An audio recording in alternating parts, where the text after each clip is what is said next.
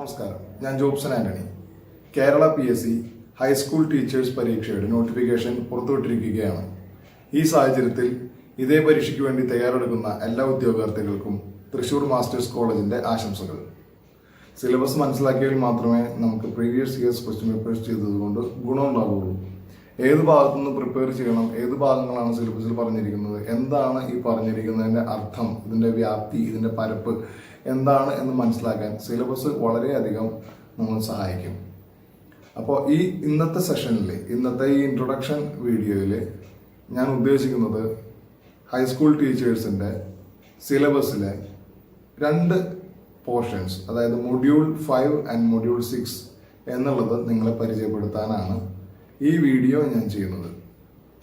Module 5 deal ചെയ്യുന്നത് political science എന്നുള്ള ടോപ്പിക്കിനെ പറ്റിയിട്ടാണ്. എന്താണ് പൊളിറ്റിക്കൽ സയൻസ് എന്ന് പറയുന്നത്? ഇതൊരു പഠന മേഖലയാണ്. എന്തിനെ പറ്റിയിട്ടാണ് ഇത് പഠിക്കുന്നത് സിസ്റ്റംസ് ഓഫ് ഗവൺമെന്റ് സിസ്റ്റംസിനെ പറ്റിയിട്ടും പൊളിറ്റിക്കൽ ആക്ടിവിറ്റീസിനെ പറ്റിയിട്ടുള്ള അനാലിസിസുമാണ്. പൊളിറ്റിക്കൽ ആക്ടിവിറ്റീസ് എല്ലാം നടക്കുന്നുണ്ട് നമ്മുടെ രാഷ്ട്രത്തിൽ, അതിനെ പറ്റിയിട്ടുള്ള ഒരു അനാലിസിസും അതുപോലെ തന്നെ ഗവൺമെന്റിന്റെ പലതരം സിസ്റ്റംസിനെ പറ്റിയിട്ടുമാണ്. ഗവൺമെന്റ് പലതരമുണ്ട്, ഗവൺമെന്റിന് പലതരത്തിലുള്ള ആക്ടിവിറ്റീസ് ഉണ്ട്. ഇതിനെല്ലാം പറ്റിയിട്ടുള്ള ഒരു സിസ്റ്റമാറ്റിക് ആയിട്ടുള്ള ഒരു സ്റ്റഡിയാണ് പൊളിറ്റിക്കൽ സയൻസ് എന്ന് പറയുന്നത്. അപ്പൊ അതിൽ അടുത്ത കൊടുത്തിരിക്കുന്നത്, അപ്പൊ എന്താണ് പൊളിറ്റിക്കൽ സയൻസ് എന്നുള്ളതിനെ പറ്റി ഒരു ബ്രീഫ് ഐഡിയ നിങ്ങൾക്ക് ലഭിച്ചു കഴിഞ്ഞിട്ടുണ്ടാവും. സോവിയർണിറ്റി എന്ന് പറയുന്ന ഒരു ടോപ്പിക് കൊടുത്തിട്ടുണ്ട്. എന്താണ് സോവിയർണിറ്റി? സോവറിനിറ്റി എന്ന് പറഞ്ഞാൽ മേൽക്കോയ്മ അല്ലെങ്കിൽ സർവാധികാരം അല്ലെങ്കിൽ പരമാധികാരം എന്ന് പറയുന്ന ഒരു കാര്യമാണ്. ഇന്ത്യ ഒരു സോവറിൻ സ്റ്റേറ്റ് ആണ്. സ്റ്റേറ്റ് എന്ന് പറയുന്നതുകൊണ്ട് ഇവിടെ രാഷ്ട്രം എന്നാണ് ഉദ്ദേശിക്കുന്നത്. ഭരണഘടനയിൽ സ്റ്റേറ്റ് എന്ന് കൊടുത്തിട്ടുള്ള വാക്കുകൾക്കെല്ലാം രാഷ്ട്രം എന്നാണ്, അല്ലാണ്ട് സംസ്ഥാനം എന്നല്ല അതിന്റെ അർത്ഥം. അപ്പോൾ ഇവിടെ ഇന്ത്യ സോവറിൻ കൺട്രിയാണ്. എന്താണ് സോവറിൻ കൺട്രി എന്ന് പറയുന്നത് ഉദ്ദേശിക്കുന്നത്? എവിടെയാണ് ഈ സോവറിൻ ആണ് ഇന്ത്യ എന്നുള്ളത് കൊടുത്തിരിക്കുന്നത്? ഭരണഘടനയ്ക്ക് ഒരു ആമുഖമുണ്ട്, preamble of the Indian constitution. അതിനകത്ത് 3 എസ്സുകളുണ്ട്. അതിൽ ആദ്യത്തെ എസ് ആണ് സോവറിൻ. ഏറ്റവും ആദ്യം പ്രതിപാദിച്ചിരിക്കുന്ന ഇന്ത്യയെ പറ്റിയിട്ടുള്ള ഒരു വിശേഷണമാണ് സോവറിൻ എന്ന് പറയുന്നത്. കാര്യം ഇത്രയേ ഉള്ളൂ. കാര്യമായിട്ട് പറയുകയാണെങ്കിൽ, ഈ സോവറിനെ പറ്റി പറയുകയാണെങ്കിൽ, ഇന്ത്യ പരമാധികാര രാജ്യമാണ്. ഇന്ത്യയിലുള്ള ഒരു കാര്യവും മറ്റു രാജ്യങ്ങൾക്ക് തീരുമാനിക്കാൻ സാധിക്കുകയില്ല. ഇന്ത്യയുടെ ആഭ്യന്തര കാര്യങ്ങൾ ഇന്ത്യ മാത്രം തീരുമാനിക്കും. ലണ്ടനോ ബ്രിട്ടീഷ് മറ്റ് ഗവൺമെന്റുകളോ അല്ലെങ്കിൽ അമേരിക്കയ്ക്കോ ഇവിടെ എന്ത് നടക്കണോ എന്ത് നടക്കാൻ പാടില്ല എന്നുള്ളതിനെ പറ്റി തീരുമാനിക്കാനുള്ള യാതൊരു തരത്തിലുള്ള അധികാരവും ഇല്ല. അതാണ് സോവറിൻ എന്ന് പറയുന്നതുകൊണ്ട് ഉദ്ദേശിക്കുന്നത്. അതുപോലെ ഇതിനെ പറ്റിയുള്ള മറ്റ് കൺസെപ്റ്റുകളാണ് സ്റ്റേറ്റ്, അതായത് രാഷ്ട്രം, സിവിൽ സൊസൈറ്റി, അതായത് സമൂഹം എന്നൊക്കെയുള്ള ഈ പൊളിറ്റിക്കൽ സയൻസിന്റെ മേജർ കൺസെപ്റ്റുകളാണ്. അടുത്തത് കൊടുത്തിരിക്കുന്നത് പൊളിറ്റിക്കൽ കൾച്ചർ എന്നാണ്. എന്താണ് പൊളിറ്റിക്കൽ കൾച്ചർ എന്ന് പറയുന്നത് ഉദ്ദേശിക്കുന്നത്? രാഷ്ട്രീയവും സാമ്പത്തികവുമായ ഭരണം എങ്ങനെ നിർവഹിക്കണം എന്നതിനെ പറ്റിയുള്ള പ്രത്യേകമായിട്ടുള്ള ചിന്താരീതി, അതാണ് പൊളിറ്റിക്കൽ കൾച്ചർ എന്ന് പറയുന്നതുകൊണ്ട് ഉദ്ദേശിക്കുന്നത്. അതായത് ആ ഒരു രാജ്യത്ത് നിലനിൽക്കുന്ന ജനങ്ങളുടെ മനസ്സിൽ നിലനിൽക്കുന്ന പൊളിറ്റിക്സ് അല്ലെങ്കിൽ രാഷ്ട്രീയപരമായിട്ടുള്ള കാര്യങ്ങളെ പറ്റിയിട്ടുള്ള ഒരു കൺസെപ്റ്റ്, അതാണ് പൊളിറ്റിക്കൽ കൾച്ചർ എന്ന് പറയുന്നതുകൊണ്ട് ഉദ്ദേശിക്കുന്നത്. ഇന്ത്യയിൽ തന്നെ ഫോർ എക്സാമ്പിൾ പല സംസ്ഥാനങ്ങളിലും ഗവൺമെന്റുകളിൽ വർഗീയത ഒരു വലിയ ആയുധമാണ്. വർഗീയതയാണ് അവരുടെ സംസ്കാരം. കേരള സംസ്കാരത്തിൽ വർഗീയത വരുന്നില്ല. സോ അവിടെ ആ പൊളിറ്റിക്കൽ കൾച്ചറിൽ ഡിഫറൻസ് ഉണ്ട്. കേരള സംസ്ഥാനത്തിൽ നമുക്ക് പൈസ തന്നോ നമ്മളെ വിലക്കെടുത്തോ ഒന്നും വോട്ട് ചെയ്യിക്കാൻ പറ്റില്ല. പക്ഷെ നമ്മുടെ അയൽ സംസ്ഥാനങ്ങളിൽ പലരിലും പൈസ എണ്ണിക്കൊടുത്ത് വോട്ട് ചെയ്യണമെന്ന് പറയുന്നുണ്ട്. സോ ഓരോ സംസ്ഥാനങ്ങളിലും ഓരോ രാജ്യങ്ങളിലും പലതരത്തിലുള്ള പൊളിറ്റിക്കൽ കൾച്ചറുകളാണ് നടന്നിരിക്കുന്നത്. അത് ഓരോ രാജ്യത്തിലും ഓരോ സംസ്ഥാനത്തിലും തീർച്ചയായിട്ടും വ്യത്യസ്തപ്പെട്ടിരിക്കും. കേരള സംസ്ഥാനത്തിലും UP സംസ്ഥാനത്തിലുമുള്ള പൊളിറ്റിക്കൽ കൾച്ചർ വ്യത്യാസമാണ്. കേരളത്തിലും തമിഴ്നാട്ടിലുള്ള പൊളിറ്റിക്കൽ കൾച്ചർ വ്യത്യാസമാണ്. സോ പൊളിറ്റിക്കൽ കൾച്ചർ എന്ന് പറയുന്നതാണ് അടുത്ത ഒരു ടോപ്പിക് ആയിട്ടുള്ളത്. അതിനെ പറ്റി നമുക്ക് കൂടുതൽ പഠിക്കണം. നെക്സ്റ്റ് ടോപ്പിക് ഫെഡറലിസം എന്നുള്ളതാണ്. സംയുക്ത സംസ്ഥാന വ്യവസ്ഥിതി എന്നുള്ളതാണ് ഫെഡറലിസം എന്ന് പറയുന്നതിന്റെ മലയാളം. സംയുക്ത സംസ്ഥാന വ്യവസ്ഥിതി എന്ന് വെച്ചാൽ ഒരു ഫെഡറൽ സ്റ്റേറ്റിന് ഉദാഹരണം പറയുകയാണെങ്കിൽ USA ഒരു ഫെഡറൽ സ്റ്റേറ്റ് ആണ്. 50 രാജ്യങ്ങൾ കൂടി തീരുമാനിക്കുകയാണ് നമുക്ക് എല്ലാവർക്കും കൂടി ഒരുമിച്ച് നിൽക്കാം. ഒരുമിച്ച് നിൽക്കുന്നതാണല്ലോ ശക്തി, യൂണിറ്റി സ്ട്രെങ്ത് എന്ന് നമുക്കറിയാം. സോ നമുക്ക് എല്ലാവർക്കും കൂടി ഒരുമിച്ച് നിൽക്കാം. പക്ഷേ ഞങ്ങളുടെ ഓരോ സംസ്ഥാനങ്ങൾക്കും അതിൻ്റെതായിട്ടുള്ള തീരുമാനങ്ങളും അതിൻ്റെതായിട്ടുള്ള സെപ്പറേറ്റ് ഗവൺമെന്റും ഉണ്ട്. അപ്പൊ അവിടെയുള്ള രാജ്യങ്ങളിൽ 2 സിറ്റിസൺഷിപ്പാണ്. ഒന്ന് USA സിറ്റിസൺഷിപ്പ്, 2 ആ സംസ്ഥാനത്തെ സിറ്റിസൺഷിപ്പ്. ഇന്ത്യയിൽ അങ്ങനെയല്ല, ഇന്ത്യയിൽ ഒറ്റ സിറ്റിസൺഷിപ്പേ ഉള്ളൂ. അപ്പൊ അതില് എന്താണ് ഫെഡറൽ? ഇന്ത്യ ഒരു ഫെഡറൽ സ്റ്റേറ്റ് ആണോ? ഇന്ത്യ ഒരു ഫെഡറൽ രാജ്യമാണോ? ഇന്ത്യ ഒരു ഫെഡറൽ രാജ്യമാണ്. ഇന്ത്യയുടെ ബേസിക് സ്ട്രക്ചർ, അടിസ്ഥാന സ്വഭാവം ഫെഡറലിസത്തിന്റെയാണ്. എന്നാൽ ഇന്ത്യ ഭരണഘടനയിൽ ഫെഡറലിസം എന്ന വാക്ക് ഉപയോഗിച്ചിട്ടേ ഇല്ല. ഇന്ത്യ ഫെഡറലിസം എന്ന് പറയുന്നില്ല, മറിച്ച് ഇന്ത്യ ഒരു യൂണിയൻ ഓഫ് സ്റ്റേറ്റ് ആണ് എന്നാണ് പറയുന്നത്. എന്ന് വെച്ചാൽ ഒരുപാട് സ്റ്റേറ്റുകളെല്ലാം കൂടി തീരുമാനിച്ച് ഒരു ഇന്ത്യ ഉണ്ടായതല്ല. ഒരു ഇന്ത്യ ഉണ്ടായതിനു ശേഷം അതിൽ ഒരുപാട് സ്റ്റേറ്റുകൾ വന്നതാണ്. അതായത് ഒരു സ്റ്റേറ്റിനും ഇന്ത്യയിൽ നിന്നും പുറത്തു പോകാനോ പിണങ്ങി മാറി നിൽക്കാനോ ഒന്നും സാധിക്കില്ല. സോ ഫെഡറലിസം എന്ന് പറയുന്നതിന്റെ അടിസ്ഥാന ആശയം അതാണ്. ഇന്ത്യക്ക് അങ്ങനെ ഒരു ആശയമുണ്ട് എങ്കിൽ പോലും ഭരണഘടനയിൽ അത് പ്രതിപാദിച്ചിട്ടില്ല. പക്ഷെ അടിസ്ഥാന സ്വഭാവം, ഭരണഘടനയുടെ അടിസ്ഥാന സ്വഭാവത്തിൽ ഫെഡറലിസം ഉണ്ട്. അതിൽ നമുക്ക് കാണാവുന്ന വിസിബിൾ ആയിട്ടുള്ള ഒരു കാര്യം എന്ന് പറയുന്നത് സെൻട്രൽ ഗവൺമെന്റും സ്റ്റേറ്റ് ഗവൺമെന്റും ഉണ്ട്. എല്ലാ സ്റ്റേറ്റുകളും സെൻട്രൽ ഗവൺമെന്റ് ഭരിക്കുന്നതല്ല. അപ്പൊ സ്റ്റേറ്റ് ഗവൺമെന്റിന് അതിൻ്റെതായിട്ടുള്ള ഭരണരീതികളുണ്ട് എന്നുള്ളതാണ് ഇന്ത്യ ഫെഡറൽ കൾച്ചർ അല്ലെങ്കിൽ ഫെഡറൽ സ്റ്റേറ്റ് ആണ് അല്ലെങ്കിൽ ഫെഡറൽ സ്വഭാവമുള്ള സ്റ്റേറ്റ് ആണ് എന്ന് പറയുന്നതിന്റെ അർത്ഥം. So that is about federalism. ഇനി അടുത്തത് റൂൾ ഓഫ് ലോ എന്ന് പറയുന്ന ഒരു കാര്യമുണ്ട്. എന്താണ് rule of law? Rule of law എന്ന് പറയുന്നത് നിയമവാഴ്ച. നിയമം ആണ് വാഴുന്നത്, വ്യക്തികളല്ല. നിയമമാണ് വാഴുന്നത്. ആരും നിയമത്തിന് അധീനനല്ല. ഇപ്പൊ ഇന്ത്യൻ പ്രധാനമന്ത്രിക്ക് ഒരു നിയമവും ബാക്കിയുള്ള ആളുകൾക്ക് വേറൊരു നിയമം എന്നുള്ളതല്ല ഇന്ത്യയിലെ അവസ്ഥ. റൂൾ ഓഫ് ലോ എന്നുള്ളതാണ്. സോ നിയമവാഴ്ചയാണ് മുന്നോട്ട് വരേണ്ടത്, അല്ലാണ്ട് രാജവാഴ്ചയല്ല. രാജാവ് ഒരാൾ അവിടെ ഇരുന്നിട്ട് ഇടയ്ക്കിടയ്ക്ക് ഓരോ നിയമങ്ങൾ ഉണ്ടാക്കിക്കൊണ്ടിരിക്കുകയാണ്. ഇങ്ങനെ ഇന്ന് മുതൽ ഇങ്ങനെ, നാളെ മുതൽ വേറൊരു രീതി, ഇന്നലെ മറ്റൊരു രീതി. അങ്ങനെയാണ് പല രാജ്യങ്ങളിലും ഇപ്പോഴും നിലനിൽക്കുന്നത്. ഇന്ന് രാവിലെ എഴുന്നേറ്റ് ഒരു നിയമം പറയും, അപ്പൊ അത് കുറച്ചു കാലം അങ്ങനെ, അടുത്ത നിയമം പറയുന്നത് വരെ ഈ നിയമം പ്രിവെയിൽ ചെയ്യുന്നു. അപ്പൊ അങ്ങനെ ഒരു സംസ്ഥാനമല്ല ഇന്ത്യ സംസ്ഥാനം. ഇപ്പൊ റൂൾ ഓഫ് ലോ എന്ന് പറയുന്നത് നിയമവാഴ്ച, നിയമം വാഴുന്നു എന്നുള്ളതാണ്. ആരും നിയമത്തിന് അധീനനല്ല എന്ന് മാത്രമല്ല, മറ്റൊരു രീതിയിൽ പറയുകയാണെങ്കിൽ എല്ലാവരും നിയമത്തിന് മുമ്പിൽ തുല്യരാണ്. അധീനനല്ല എന്നും പറയാം, എല്ലാവരും നിയമത്തിന് മുമ്പിൽ തുല്യരാണ് എന്നും പറയാം. പക്ഷെ ഇതൊന്നും ആബ്സല്യൂട്ട് അല്ല. ചില്ലറ വ്യത്യാസങ്ങളെല്ലാം നമ്മളെക്കാൾ കുറച്ചും കൂടി പ്രിവിലേജ് എല്ലാം പ്രസിഡന്റിനും പ്രധാനമന്ത്രിക്കും മുഖ്യമന്ത്രിക്കും ഒക്കെ ഉണ്ട്. എങ്കിൽ കൂടി ഒരു അടിസ്ഥാന തത്വമായിട്ടെന്ന് പറയുകയാണെങ്കിൽ ഇന്ത്യയിൽ എല്ലാവരും തുല്യരാണ് എന്നുള്ളതാണ്. അടുത്ത ഒരു ടോപ്പിക് കൊടുത്തിരിക്കുന്നതാണ് ജുഡീഷ്യൽ റിവ്യൂ. എന്താണ് ജുഡീഷ്യൽ റിവ്യൂ എന്ന് പറയുന്നതുകൊണ്ട് ഉദ്ദേശിക്കുന്നത്? അതായത് legislative and executive actions are subject to judicial review എന്ന് പറഞ്ഞാൽ, ജുഡീഷ്യറി എന്ന് പറയുന്നത് കോടതി കോടതിക്ക് ഈ എക്സിക്യൂട്ടീവ്, അതായത് ഉദ്യോഗസ്ഥ വൃന്ദമായാലും മറ്റ് നടപ്പിൽ വരുത്തുന്ന ഏജൻസികളായാലും അതുപോലെ തന്നെ നിയമസഭയിൽ പാസ്സാക്കുന്ന നിയമങ്ങളായാലും നിയമസഭയിലെ അംഗങ്ങളിൽ പുറപ്പെടുവിക്കുന്ന തീരുമാനങ്ങളായാലും ഇതിന്റെ എല്ലാം മുമ്പ് കോടതിക്ക് എല്ലാത്തിന്റെയും മുകളിൽ കോടതിക്ക് ഇടപെടാനും ഇത് ശരിയാണ് ഇത് ശരിയല്ല എന്ന് പറയാനുമുള്ള അധികാരമുണ്ട്. ഫോർ എക്സാമ്പിൾ, ഭരണഘടനയിൽ ഒരുപാട് അവകാശങ്ങൾ ഒരു വ്യക്തിക്ക് കൊടുക്കുന്നുണ്ട്.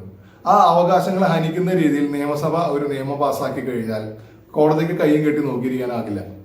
അപ്പൊ കോടതി അതിന് മുകളിൽ ഒരു അഭിപ്രായം പറയും. പൊതു താല്പര്യ ഹർജികളായിട്ടാണ് ഇതുപോലെയുള്ള പെറ്റീഷൻ കോടതിയിൽ വരാറ്. കോടതി അത് പരിഗണിച്ച് നിയമസഭ പാസ്സാക്കിയ ഇന്ന നിയമങ്ങൾ ഭരണഘടനാ വിരുദ്ധമാണ്, ഭരണഘടനയുമായി യോജിച്ചു പോകുന്നതല്ല, ഭരണഘടനാ വിരുദ്ധമാണ് എന്ന് പറഞ്ഞ് ആ നിയമങ്ങളെല്ലാം സ്ട്രൈക്ക് ഡൗൺ ചെയ്യാൻ, അതായത് വെട്ടിക്കളയാൻ കോടതിക്ക് അധികാരമുണ്ട് എന്നുള്ളതാണ്. അപ്പൊ അങ്ങനെ കോടതി എടുത്ത് വീണ്ടും ഈ നിയമങ്ങൾ പാസ്സാക്കിയ നിയമങ്ങളെല്ലാം പരിശോധിച്ച് ഇത് ശരിയാണ് ഇത് ശരിയല്ല എന്ന്, അല്ലെങ്കിൽ ഈ നിയമത്തിലെ ഇന്ന ഭാഗം ശരിയല്ല എന്ന് പറയാൻ കോടതിക്ക് അധികാരമുണ്ട്. അതാണ് ജുഡീഷ്യൽ റിവ്യൂ. നമുക്ക് അതിനെപ്പറ്റി കൂടുതൽ പഠിക്കാം. അടുത്ത ടോപ്പിക് എഴുതിയിട്ടുള്ളതാണ് ജുഡീഷ്യൽ ആക്ടിവിസം. ഇതില് ജുഡീഷ്യറി ഒരു ആക്ഷൻ എടുക്കുന്ന ഒരു അവസ്ഥ വരികയാണ്. ആരും ഒരു കംപ്ലൈന്റ് പറഞ്ഞില്ലെങ്കിലും ചില കാര്യങ്ങൾ ശരിയല്ല എന്ന് ജുഡീഷ്യറിക്ക് മനസ്സിലായി കഴിഞ്ഞാൽ ജുഡീഷ്യറിക്ക് സ്വമേധയാ കേസ് എടുത്ത് അതിന് മുകളിൽ ഒരു വിധി പറയാനുള്ള അധികാരമുണ്ട്. ഫോർ എക്സാമ്പിൾ, ഈ അടുത്ത കാലത്ത് കോവിഡ് വന്നു കഴിഞ്ഞപ്പോൾ മൈഗ്രന്റ് വർക്കേഴ്സിന് ജോലിയില്ലാതാവുകയും അവർ കൂട്ടപലായനം ചെയ്യുകയും അവർക്ക് താമസിക്കാനോ സ്ഥലമില്ലാത്ത അവസ്ഥ വരികയും കയ്യിൽ പൈസ ഇല്ലാത്ത അവസ്ഥ വരികയും ഒക്കെ ചെയ്തു കഴിഞ്ഞപ്പോൾ സുപ്രീം കോടതി സ്വമേധയാ ഈ അവസ്ഥ കണ്ട് കേസെടുത്ത് ആ വിഷയത്തിനെ പറ്റിയിട്ട് ഒരു തീരുമാനം ഗവൺമെന്റിനോട് പറഞ്ഞിട്ടുണ്ട്. മൈഗ്രന്റ് ലേബേഴ്സിന് എല്ലാവർക്കും വാസസ്ഥലവും, അതായത് ഷെൽട്ടറും അതുപോലെ തന്നെ ഭക്ഷണവും ഫുഡും കൊടുക്കണം എന്നുള്ളത്, ആഹാരം വസ്ത്രം പാർപ്പിടം എന്നുള്ളത് നമ്മുടെ അടിസ്ഥാന ആവശ്യങ്ങൾ മൈഗ്രന്റ് ലേബേഴ്സിന് ബാധകമാണ് എന്നുള്ള സുപ്രീം കോടതിക്ക് അറിയാവുന്നതുകൊണ്ട് ഗവൺമെന്റിനോട് അങ്ങനെ നിർദ്ദേശിക്കുകയും ഗവൺമെന്റ് അതിനായിട്ടുള്ള ആക്ഷൻസ് എടുക്കുകയും ചെയ്തു, അതിനായിട്ടുള്ള നടപടികൾ എടുത്തു. സോ അപ്പോൾ അതാണ് ജുഡീഷ്യൽ ആക്ടിവിസം എന്ന് പറയുന്നത്. ജുഡീഷ്യറി ഇറങ്ങി വന്ന് സമൂഹത്തിൽ നോക്കി സമൂഹത്തിലുണ്ടാകുന്ന അനീതികൾക്കെതിരെ ജുഡീഷ്യറി സ്വന്തമായിട്ട് എടുക്കുന്ന ആക്ഷനാണ് ജുഡീഷ്യൽ ആക്ടിവിസം എന്ന് പറയുന്നതുകൊണ്ട് ഉദ്ദേശിക്കുന്നത്. അടുത്ത ടോപ്പിക് പൊളിറ്റിക്കൽ പാർട്ടീസിനെ പറ്റിയിട്ടാണ്. പൊളിറ്റിക്കൽ പാർട്ടീസ് നമുക്കറിയാം എന്തൊക്കെയാണ് പൊളിറ്റിക്കൽ പാർട്ടീസ് എന്നുള്ളത്. Indian national Congress, CPIM, Bharatiya Janata party, BJP എന്നുള്ള ഒരുപാട് പാർട്ടികൾ, ഇതൊക്കെയാണ് ഭൂരിഭാഗം ജനങ്ങളുടെ മനസ്സിലുള്ളതെങ്കിലും ഇതൊന്നും അല്ലാത്ത കുറെ പാർട്ടികളും അലയൻസുകളും നമ്മുടെ രാജ്യത്തും നമ്മുടെ സംസ്ഥാനത്തും ഒക്കെ ഉണ്ട്. ഇനി അടുത്ത ടോപ്പിക് എന്ന് പറയുന്നതാണ് പ്രഷർ ഗ്രൂപ്പ്സ്. എന്താണ് പ്രഷർ ഗ്രൂപ്പ്സ് എന്ന് പറയുന്നതുകൊണ്ട് ഉദ്ദേശിക്കുന്നത്? അതായത് പ്രഷർ ചെലുത്തുന്ന ഗ്രൂപ്പുകളാണ് പ്രഷർ ഗ്രൂപ്പുകൾ എന്ന് നമുക്ക് സിമ്പിളായിട്ട് പറയാം. ഗവൺമെന്റിന്റെ മുകളിൽ ഏതെങ്കിലും ഒരു ആവശ്യങ്ങൾക്ക് വേണ്ടി അല്ലെങ്കിൽ ഏതെങ്കിലും ഒരു കോമൺ ആവശ്യങ്ങൾക്ക് വേണ്ടി ഏതെങ്കിലും ഒരു കൂട്ടായ ആവശ്യത്തിന് വേണ്ടിയിട്ട് ഗവൺമെന്റിന് മുകളിൽ സമ്മർദ്ദം ചെലുത്തുന്നതിനെ ഗ്രൂപ്പുകളെയാണ് പ്രഷർ ഗ്രൂപ്പുകൾ എന്ന് പറയുന്നതുകൊണ്ട് ഉദ്ദേശിക്കുന്നത്. അത് പറയുകയാണെങ്കിൽ ഇംഗ്ലീഷിൽ പറയുകയാണെങ്കിൽ group of people organised actively for promoting and defending their common interest. ഇതിലെ കീവേഡ് എന്ന് പറയുന്നത് കോമൺ ഇൻട്രസ്റ്റ് ആണ്. ഇവരുടെ എല്ലാവരുടെയും ഒരു പൊതു താല്പര്യത്തിന് വേണ്ടിയിട്ട് ഗവൺമെന്റിന് മുകളിൽ പ്രഷർ കൊടുക്കുക എന്ന് പറയുന്നതാണ്. അപ്പൊ ഗവൺമെന്റിന് വേണമെങ്കിൽ അത് ചെയ്യാം അല്ലെങ്കിൽ ചെയ്യാതിരിക്കാം. ഗവൺമെന്റിന്റെ നയങ്ങൾക്കെതിരാണെന്ന് പറയാം. ഗവൺമെന്റ് അല്ലെങ്കിൽ ഗവൺമെന്റ് ഫോം ചെയ്തിരിക്കുന്ന മേജർ പാർട്ടിയുടെ, ഫോർ എക്സാമ്പിൾ ഇപ്പോൾ CPIM ആണ് ഇപ്പോൾ ഭരിക്കുന്ന ഗവൺമെന്റിന്റെ ഒരു പാർട്ടി, മേജർ പാർട്ടി. ആ പാർട്ടിക്ക് ഒരുപാട് നയങ്ങളുണ്ട്, ആ പാർട്ടിയുടേതായിട്ടുള്ള സ്വഭാവമുണ്ട്. ഇതിനെല്ലാം ഘടകവിരുദ്ധമായിട്ടുള്ള ഒരു തീരുമാനം എടുക്കേണ്ടി വരുന്ന ഒരു സാഹചര്യമാണ് പ്രഷർ ഗ്രൂപ്പുകൾ സൃഷ്ടിക്കുന്നത്. കാരണം പ്രഷർ ഗ്രൂപ്പുകൾ ഏത് രീതിയിൽ വേണമെങ്കിലാവും. അത് കാസ്റ്റ് ബേസ്ഡ് ഗ്രൂപ്പാവും, റിലീജിയസ് ഗ്രൂപ്പുകളാവും, ലിംഗ്വിസ്റ്റിക് ഗ്രൂപ്പുകളാവും, ഇതൊന്നും അല്ലെങ്കിൽ ചില യൂണിയനുകളാവും. ഫോർ എക്സാമ്പിൾ ഓട്ടോറിക്ഷ യൂണിയൻ, അല്ലെങ്കിൽ IAS അസോസിയേഷൻ, IPS അസോസിയേഷൻ, ഇങ്ങനെ എന്ത് വേണമെങ്കിലും ആവാം. അപ്പൊ ഇവരെല്ലാവരും ഒരു ലാർജ് ക്രൗഡാണ്. അപ്പോൾ ഇതുപോലെയുള്ള കാസ്റ്റ് ബേസ് ആയിട്ടുള്ള ഒരു ഗ്രൂപ്പിന് മുകളിൽ ഒരു കോടതി വിധി വന്നു. ഇപ്പൊ ഈ അടുത്ത് നടന്നൊരു സംഭവമാണ്. അപ്പൊ അല്ലെങ്കിൽ ഒരു റിലീജിയസ് ആയിട്ടുള്ള ഒരു ഗ്രൂപ്പിന് ഇഷ്ടമാവാത്ത രീതിയിലുള്ള ഒരു കോടതി വിധി വരികയാണ്. അപ്പൊ ഈ പറഞ്ഞ ഈ ഗ്രൂപ്പിനെ പിണക്കാൻ സാധിക്കില്ല. പിണക്കി കഴിഞ്ഞാൽ അല്ലെങ്കിൽ കോടതി വിധിയാണ് എന്ന് പറഞ്ഞ് നടപ്പിലാക്കാൻ പോയി കഴിഞ്ഞാൽ ആ ഒരു പ്രത്യേക ഗ്രൂപ്പുകൾ പിണങ്ങി മാറി നിൽക്കും. അങ്ങനെ മാറി നിന്ന് കഴിഞ്ഞാൽ അടുത്ത ഇലക്ഷന് അല്ലെങ്കിൽ ഇനി വരാൻ പോകുന്ന ഇലക്ഷന് ഈ പ്രത്യേക ആളുകളുടെ വോട്ട് കിട്ടില്ല എന്നുള്ളതാണ്. അപ്പൊ അതുകൊണ്ട് ഗവൺമെന്റ് സ്വാഭാവികമായിട്ടും അതിന് വഴങ്ങേണ്ടതായിട്ട് വരും.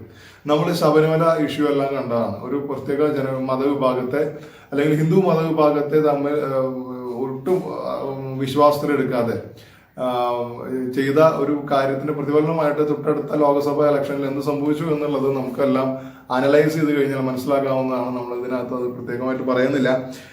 ഓട്ടോറിക്ഷ യൂണിയൻ ഒരു പ്രഷർ ഗ്രൂപ്പാണ്. തമിഴ്നാട് ജയലളിത ഓട്ടോറിക്ഷകളെല്ലാം മീറ്റർ ഇട്ട് ഓടിക്കണം, എല്ലാവരും നിയമം പാലിക്കണം, എല്ലാവരും നീതി പാലിക്കണം എന്ന് പറഞ്ഞു കഴിഞ്ഞപ്പോൾ ഓട്ടോറിക്ഷ യൂണിയനുകളെല്ലാം ഒരുമിച്ച് നിന്ന് അതുവരെ അമ്മ എന്ന് വിളിച്ച ആളുകളെല്ലാം ഒരുമിച്ച് നിന്ന് പറ്റില്ല എന്ന് വ്യക്തമായ രീതിയിൽ പറയുകയും ഓട്ടോറിക്ഷക്കാരെ മീറ്റർ ഇട്ട് ഓടിച്ചില്ല എന്ന് മാത്രമല്ല മീറ്റർ വാങ്ങി വെക്കുക പോലും ചെയ്തില്ല. ഇപ്പോഴും തമിഴ്നാട്ടിൽ അവർ പറയുന്നതാണ് ഓട്ടോന് റേറ്റ്. നമ്മുടെ നാട്ടിൽ പക്ഷെ അങ്ങനെയല്ല. നമ്മുടെ നാട്ടിലെ ഗവൺമെന്റ് എപ്പോഴും കുറച്ചും കൂടിയും ഒരു കുറച്ചും കൂടി ഫേമായിട്ടുള്ള, കുറച്ചും കൂടിയും എന്നാൽ മൃദുവുമായിട്ടുള്ള ഒരു ഗവൺമെന്റാണ് നമ്മുടെ നാട്ടിലെ ഗവൺമെന്റ്. നമ്മുടെ നാട്ടിലെ ആളുകളും കുറച്ച് വിദ്യാഭ്യാസമുള്ളവരാണ്. അതുകൊണ്ട് നമ്മുടെ നാട്ടിൽ ഇതുപോലെയുള്ള തെമ്മാടിത്തങ്ങളൊന്നും നടക്കില്ല ഏത് പ്രഷർ ഗ്രൂപ്പ് പറഞ്ഞാലും. അതുപോലെ IAS അസോസിയേഷൻ, IPS അസോസിയേഷൻ, ഇതെല്ലാം ഗവൺമെന്റിന്റെ മുകളിൽ ഇവരൊന്നും വോട്ടിന്റെ ബാങ്കല്ല, വോട്ട് ബാങ്കല്ല. IAS അസോസിയേഷൻ, IPS അസോസിയേഷനിലെ മെമ്പേഴ്സൊക്കെ ഏറി വന്നാൽ 100 പേരുണ്ടായിരിക്കും, പക്ഷെ അല്ലെങ്കിൽ ഒരു 200 പേരുണ്ടായിരിക്കും. ഇവരുടെ വോട്ടല്ല പ്രശ്നം. ഇവർ പണി മുടക്കി കഴിഞ്ഞാൽ ഭരണസ്തംഭനം സംഭവിക്കും എന്നുള്ളതാണ്. അപ്പൊ അത് മറ്റു രീതിയിൽ ഗവൺമെന്റിന് മുകളിൽ പ്രഷർ വരുന്ന ഒരു പ്രഷർ ഗ്രൂപ്പാണ്. സോ അപ്പൊ അതൊക്കെയാണ് പ്രഷർ ഗ്രൂപ്പുകൾ എന്ന് പറയുന്നത്.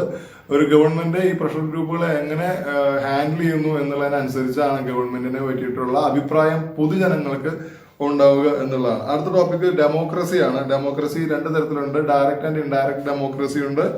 അതിൽ ഡയറക്റ്റ് ഡെമോക്രസി നിലനിൽക്കുന്ന ഒരു സംസ്ഥാനമാണ് സ്വിറ്റ്സർലാൻഡ്. ഇൻഡയറക്റ്റ് ഡെമോക്രസി നിലനിൽക്കുന്ന സംസ്ഥാനമാണ് USA അല്ലെങ്കിൽ ഇന്ത്യ.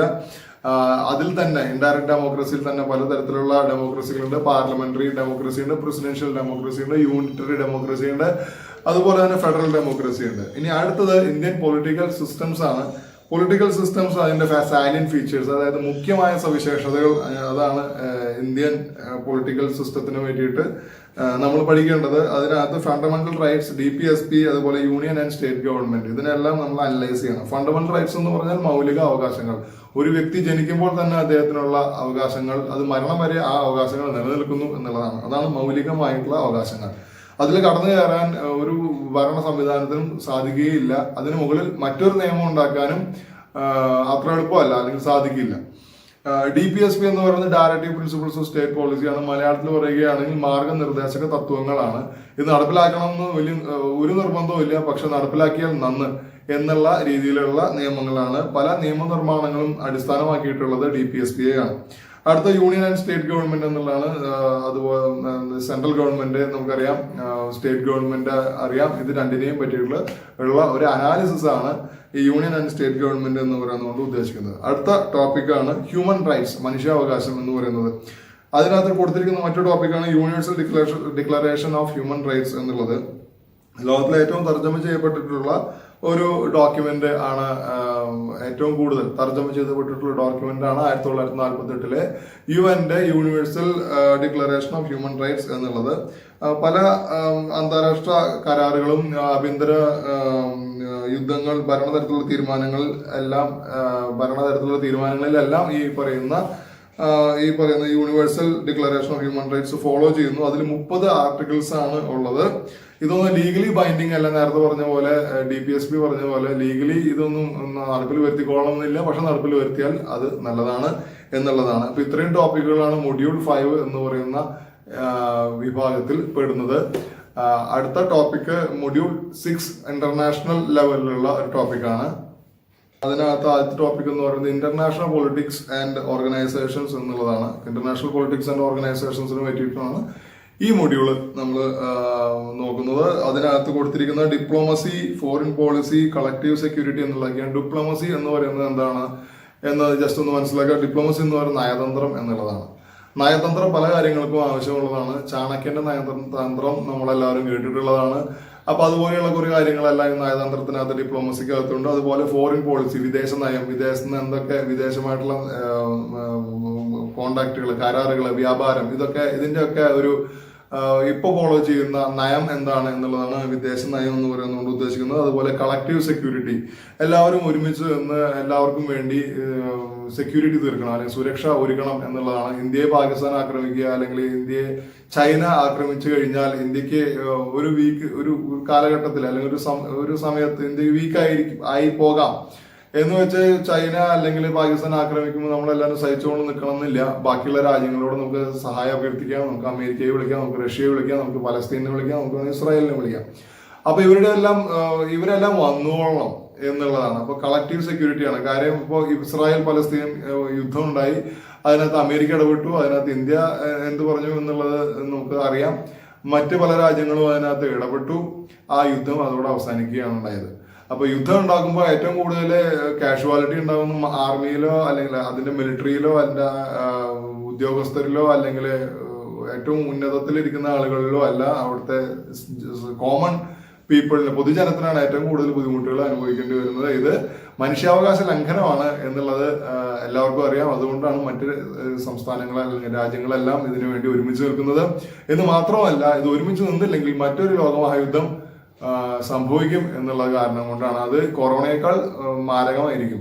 അതുകൊണ്ട് അതിനുവേണ്ടി എല്ലാവരും കൂടി ഒരുമിച്ച് നിൽക്കണം. അതാണ് കളക്റ്റീവ് സെക്യൂരിറ്റി. അടുത്തത് ഡിസാർമമെന്റ് ആൻഡ് ആംസ് കൺട്രോൾ എന്നുള്ളതാണ്. നിരായുധീകരണം ആൻഡ് ആയുധ നിയന്ത്രണം. നിരായുധീകരണം എന്ന് പറഞ്ഞാൽ ആയുധങ്ങളെല്ലാം എടുത്തു മാറ്റുക. ആയുധ നിയന്ത്രണം എന്ന് പറഞ്ഞാൽ കുറച്ച് ആയുധങ്ങൾ കയ്യിൽ വെക്കാൻ, ചില പ്രത്യേക ആയുധങ്ങൾ, ഫോർ എക്സാമ്പിൾ ന്യൂക്ലിയർ ബോംബൊന്നും കയ്യിൽ വെക്കാൻ പാടില്ല എന്നുള്ളതാണ് ആയുധ നിയന്ത്രണം എന്ന് പറയുന്നത് ഉദ്ദേശിക്കുന്നത്. അടുത്തത് UN പ്രിൻസിപ്പിൾസ്, ഓർഗനൈസേഷൻസ്, ഫങ്ഷൻസ്, ഇതൊക്കെയാണ്. പിന്നെ പുതിയ ചായവുകൾ, പുതിയ ന്യൂ ട്രെൻഡ്സ് എന്തൊക്കെയാണ്? ഗ്ലോബലൈസേഷൻ, ആഗോളവൽക്കരണം, വേൾഡ് ട്രേഡ് ഓർഗനൈസേഷൻ, ലോക വ്യാപാര സംഘടന, വേൾഡ് ട്രേഡ്, WTO, ലോക വ്യാപാര സംഘടന, ഇതിനെല്ലാം പറ്റി നമ്മൾ പഠിക്കണം. അടുത്തത് പബ്ലിക് അഡ്മിനിസ്ട്രേഷൻ എന്നുള്ളതാണ്. പൊതുഭരണം എന്നുള്ളതാണ് പബ്ലിക് അഡ്മിനിസ്ട്രേഷന്റെ മലയാളത്തിലുള്ള തർജ്ജമ. പബ്ലിക് അഡ്മിനിസ്ട്രേഷൻ എന്ന് പറയുന്ന ഒരു വലിയ ഒരു സ്റ്റഡി ഏരിയ ആണ്. അപ്പൊ അതിന്റെ പ്രിൻസിപ്പിൾസ് ഓഫ് ഓർഗനൈസേഷൻ എന്താണെന്ന് ചോദിക്കുന്നുണ്ട്. കോമൺ ഗോൾ, സ്പെഷ്യലൈസേഷൻ, ഇതെല്ലാം ഉള്ളതാണ് ഓർഗനൈസേഷൻ. അപ്പൊ അതിന്റെ പ്രിൻസിപ്പിൾസ് ഓഫ് ഓർഗനൈസേഷൻ എന്താണെന്നുള്ളത് നമ്മൾ പഠിക്കണം. ബ്യൂറോക്രസി, ഉദ്യോഗസ്ഥ ഭരണം, അതിന്റെ മെറിറ്റ്സ് എന്താണ്, ഡിമെറിറ്റ്സ് എന്താണ്, ഇതെല്ലാം നമ്മൾ അനലൈസ് ചെയ്യണം. അടുത്തത് ഡെവലപ്മെന്റ് ഓഫ് LSG എന്നുള്ളതാണ്. ലോക്കൽ സെൽഫ് ഗവൺമെന്റ്, അതായത് പഞ്ചായത്ത്, മുനിസിപ്പാലിറ്റി, കോർപ്പറേഷൻ, ത്രിതല പഞ്ചായത്ത് ഇതാണ് LSG എന്ന് പറയുന്നത്. കൂടുതലായിട്ട് നമ്മൾ ഉദ്ദേശിക്കുന്നത് ലോക്കൽ സെൽഫ് ഗവൺമെന്റ് എന്ന് പറയുന്നുണ്ട്. ഇന്ത്യയിൽ അത് ഉദ്ദേശിക്കുന്നത് അതാണ്. പഞ്ചായത്ത് ലെവല്, ബ്ലോക്ക് ലെവല്, അതുപോലെ തന്നെ ജില്ലാ ലെവലിലുള്ള പഞ്ചായത്തുകളെല്ലാം നമുക്കറിയാവുന്നതാണ്. സോ അത് ഒക്കെയാണ്, അതിനെ പറ്റി പഠിക്കണം. അപ്പോൾ ഇത് പബ്ലിക് അഡ്മിനിസ്ട്രേഷനിൽ വളരെയധികം പ്രാധാന്യമുള്ളതാണ് എന്നുള്ളതാണ്. അടുത്തത് പൊളിറ്റിക്കൽ തിങ്കേഴ്സിനെ പറ്റിയിട്ടുള്ളതാണ്. ഏറ്റവും അവസാനത്തെ ടോപ്പിക്കാണ്. Plato, JS Mills, Aristotle, Rousseau, Marx, Gramsci, Gandhiji എന്നുള്ളവരെല്ലാവരും, ഇവരൊക്കെയാണ് പൊളിറ്റിക്കൽ തിങ്കേഴ്സ് ആയിട്ട് നമുക്ക് പഠിക്കാനുള്ള ആളുകൾ. അതിൽ പ്ലേറ്റോ, അരിസ്റ്റോട്ടിൽ എന്ന് പറയുന്നവർ ഗ്രീക്ക് അല്ലെങ്കിൽ ഗ്രീസിൽ നിന്നും, JS മിൽസ് ലണ്ടനിൽ നിന്നും, റൂസോ സ്വിറ്റ്സർലാൻഡിൽ നിന്നും, മാർക്സ് ജർമ്മനിയിൽ നിന്നും, ഗ്രാംഷി ഇറ്റലിയിൽ നിന്നും, ഗാന്ധിജി ഇന്ത്യനുമാണ്. അപ്പൊ ഇവരുടെ എല്ലാം കോൺട്രിബ്യൂഷൻസ്, സംഭാവനകൾ എന്തെല്ലാമാണ് എന്നുള്ളതാണ് നമുക്ക് ഇനി അവസാനത്തെ ടോപ്പിക്കായിട്ട് മൊഡ്യൂൾ 6 പഠിക്കാനുള്ളത്. അപ്പൊ ഇത്രയാണ് പൊളിറ്റിക്കൽ സയൻസ് എന്ന് പറയുന്നത് ഉദ്ദേശിക്കുന്നത്. അടുത്ത മൊഡ്യൂള് ജോഗ്രഫിയാണ്. അത് അടുത്ത വീഡിയോയിൽ അതിനെപ്പറ്റി നമുക്ക് സംസാരിക്കാം, അല്ലെങ്കിൽ അതിനെപ്പറ്റി നമുക്ക് ഡിസ്കസ് ചെയ്യാം. തൃശ്ശൂർ മാസ്റ്റേഴ്സ് കോളേജിൽ ഈ HSA അല്ലെങ്കിൽ HST പരീക്ഷയ്ക്ക് വേണ്ടിയിട്ടുള്ള കോച്ചിങ് നടക്കുന്നുണ്ട്. നിങ്ങളെല്ലാവരും താല്പര്യമുള്ളവരാണെങ്കിൽ അതിൽ ജോയിൻ ചെയ്യാം. വളരെ സഹായകമായിട്ടുള്ള ഒരു ഓൺലൈൻ ക്ലാസ്സുകളായിരിക്കും എന്ന് ഞാൻ നിങ്ങളെ ഓർമ്മിപ്പിക്കുന്നു. അടുത്ത ഒരു മൊഡ്യൂളിനെ പറ്റിയിട്ടുള്ള ഡിസ്കഷനിൽ നമുക്ക് വീണ്ടും കാണാം. നന്ദി, നമസ്കാരം.